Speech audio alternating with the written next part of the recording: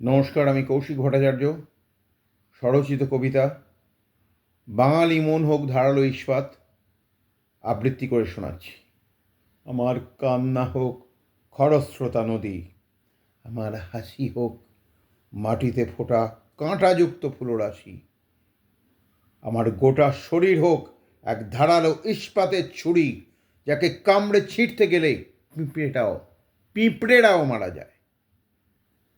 আমার আনন্দ আকাশে পাখির মতো উড়ে যাক, আমার চায়ের কাপের ধোঁয়া, আমার ভাতের মৌ মৌ গন্ধ হয়ে উঠুক বাঙালির খাদ্যাভ্যাসের জীবন্ত মডেল।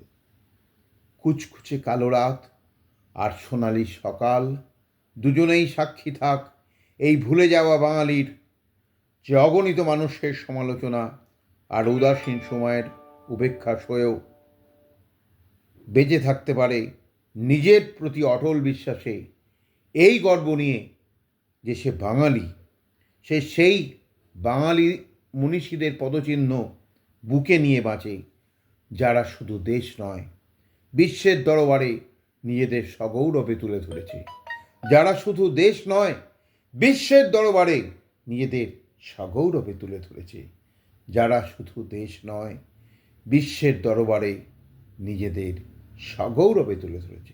নমস্কার।